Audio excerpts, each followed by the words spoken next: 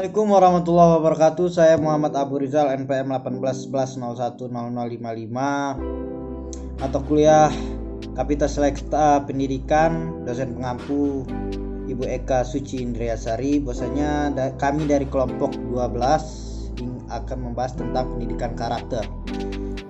Jadi poin yang pertama dari materi pendidikan karakter yaitu yang pertama, apa itu hakikat pendidikan karakter? Jadi istilah karakter berasal dari bahasa Yunani atau karasen yang berarti mengukir. Karakter diibaratkan mengukir batu, permata atau permukaan besi yang keras. Selanjutnya berkembang pengertian karakter yang diartikan sebagai tanda khusus atau pola perilaku. Doni Kusuma menyebut karakter sama dengan kepribadian. Jadi karakter itu sama dengan kepribadian siswa ataupun sikap. Sementara menurut Mas Nur Muslih, karakter berkaitan dengan kekuatan moral, berkonotasi positif bukan netral. Orang yang berkarakter adalah orang yang mempunyai kualitas moral tertentu. Menurut Berkowitz dalam Damon sebagaimana dikutip oleh Al-Musanna bahwa karakter merupakan ciri atau tanda yang melekat pada suatu benda atau seseorang. Karakter menjadi penanda identifikasi ataupun pendidikan karakter. Menurut Thomas Likona adalah pendidikan untuk membentuk kepribadian seseorang melalui pendidikan budi pekerti yang hasilnya terlihat dalam tindakan nyata seseorang tersebut, yaitu tingkah laku yang baik, jujur, bertanggung jawab, menghormati hak orang lain, kerja keras, dan sebagainya.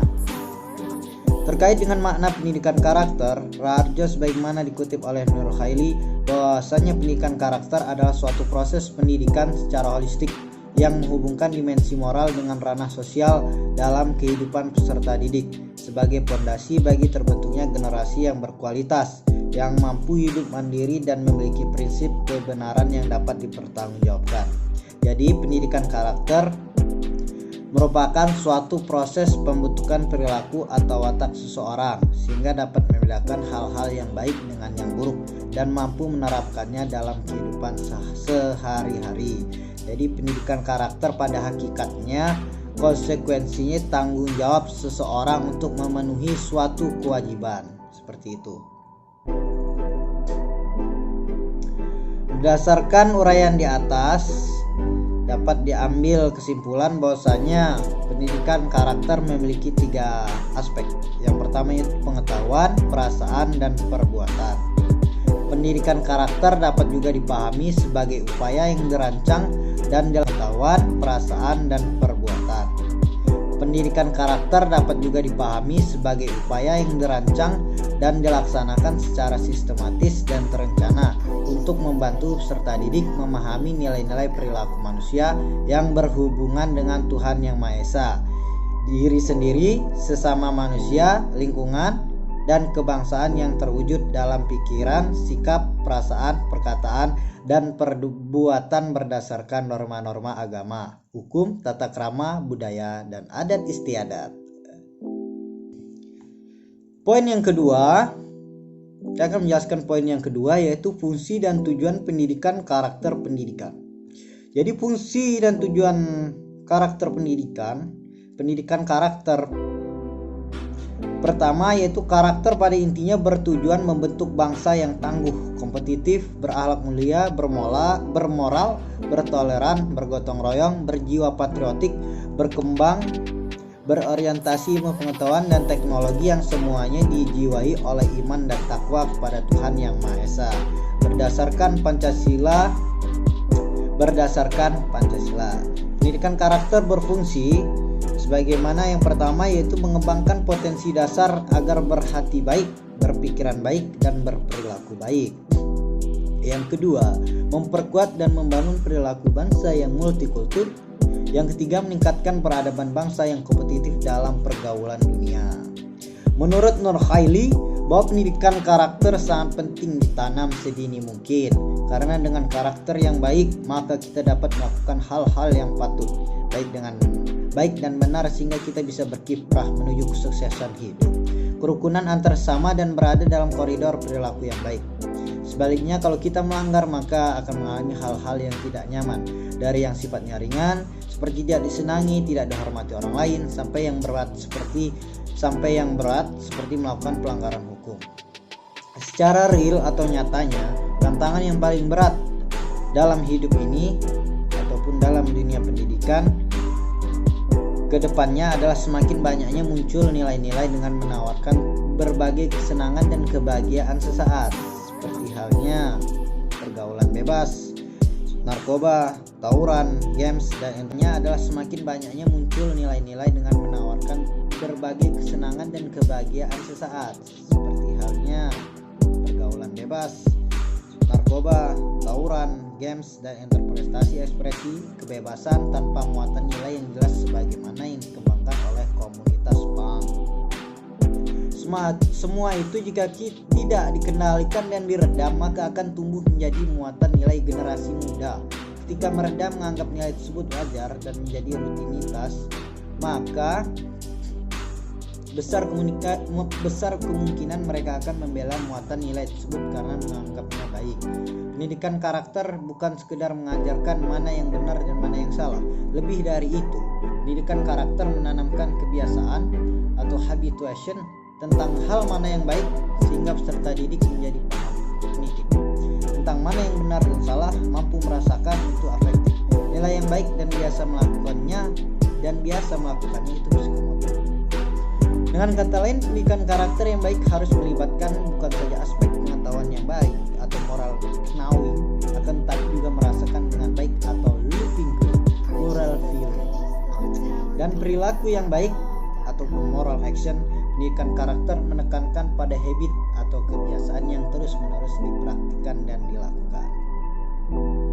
Jadi pendapat lain juga mengatakan bahwa pentingnya pendidikan karakter dapat juga dilihat dari fungsinya. Yang pertama yaitu pengembangan, yang kedua perbaikan, dan ketiga penyaringan. Pengembangan yakni pengembangan potensi peserta didik untuk menjadi pribadi berperilaku baik, terutama bagi peserta didik yang telah memiliki sikap dan perilaku yang mencerminkan karakter bangsa. Yang kedua yaitu perbaikan. Apa itu perbaikan? Jadi perbaikan adalah memperkuat kiprah pendidikan nasional untuk bertanggung jawab dalam pengembangan potensi peserta didik yang lebih bermartabat. Jadi yang ketiga yaitu penyaring. Penyaring itu apa? Yaitu untuk menyeleksi budaya bangsa sendiri dan budaya bangsa lain yang tidak sesuai dengan nilai-nilai karakter yang bermartabat atau nilai-nilai karakter budaya kita sendiri. Dalam Islam, pentingnya pendidikan karakter dapat dilihat dari penekanan pendidikan akhlak yang secara teoritis berpedoman kepada Al-Quran dan secara praktis mengacu kepada baginda Nabi Muhammad SAW. Profil beliau tidak mungkin diragukan lagi bagi setiap muslim bahwa beliau merupakan role model tauladan sepanjang zaman.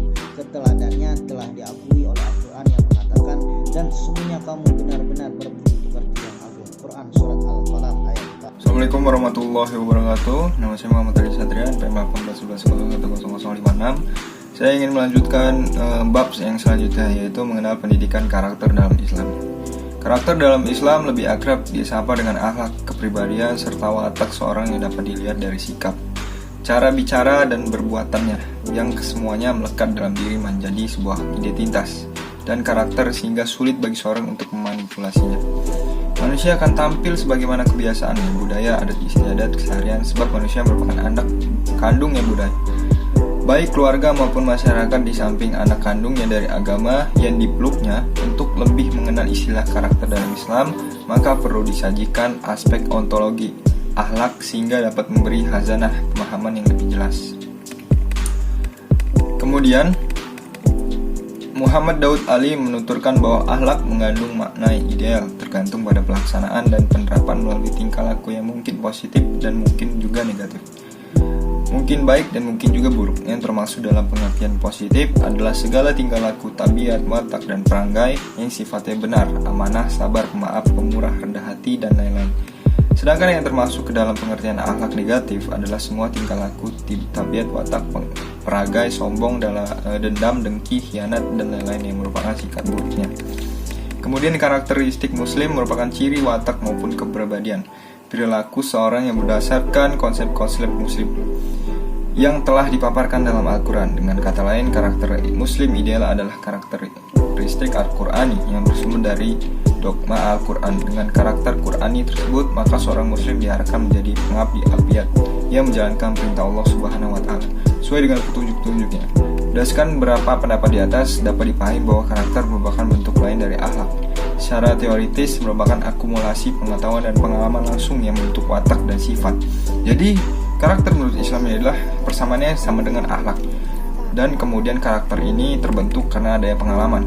Watak manusia dan perbuatannya merupakan identitas yang tidak dapat dipisahkan antara satu dengan yang lainnya, dan terdapat jalinan yang sangat erat. Kemudian bab selanjutnya adalah yang keempat adalah metode pendidikan karakter. Berkaitan dengan metode, Abdurrahman Al-Nahlawi mengatakan metode pendidikan Islam sangat efektif dalam membina akhlak anak didik. Bahkan tidak sekedar itu, metode pendidikan Islam memberikan motivasi sehingga memungkinkan umat Islam mampu menerima petunjuk Allah Subhanahu wa taala. Menurut Abdurrahman Al-Nahwi, metode pendidikan Islam adalah metode dialog, metode kisah Qur'ani dan Nabawi, metode perumpamaan Al-Qur'ani dan Nabawi, metode keteladanan, metode aplikasi dan pengalaman, metode ibrah dan nasihat, serta metode takrib. Mengenai metodologi pendidikan karakter, jika kembali kepada konsep Islam, maka membentuk karakter dari aspek kognitif. Adapun pendidikan karakter dalam aspek perbuatan digunakan metode pembiasaan dan ketauladatan. Doni Kusuma sebagaimana dalam mansurnya mengajukan 5 metode pendidikan karakter dalam penerapan di lembaganya, yaitu mengajarkan keteladanan, menentukan prioritas, praktis prioritas, dan refleksi. Untuk menyatukan nilai-nilai tersebut dengan jiwa anak didik, maka tidak ada cara lain yang lebih tepat, yaitu pembudayaan dan pendaulatan. Sekolah harus membuat program yang jelas dan terencana dalam proses pemudayaannya. Lebih penting lagi bahwa guru sebagai pendidik harus memiliki kepribadian yang tinggi sehingga pantas ditauladani. Kemudian ada aspek yang perlu diketahui dalam indikator keberhasilan pendidikan karakter. Menurut Umar Sulaiman Al-Akhsor, sebagaimana yang dikutip Jalaluddin, dapat dilihat dari ciri-ciri sebagai berikut. Yang pertama, selalu menempuh jalan hidup yang didasarkan di ketuhanan dan melaksanakan ibadah dalam arti luas. Yang kedua, senantiasa berpedoman kepada petunjuk Allah Subhanahu wa taala untuk memperoleh basiroh atau pemahaman batin, dan furqan, kemampuan membedakan yang baik dan buruk. Yang ketiga, mereka memperoleh kekuatan dan menyerukan dan berbuat dan selalu menyempurnakan dan menyampaikan kebenaran kepada orang lain. Terima kasih, mohon maaf ada kesalahan dalam mengajukan materi, membacakan materi. Saya akhiri. Assalamualaikum warahmatullahi wabarakatuh.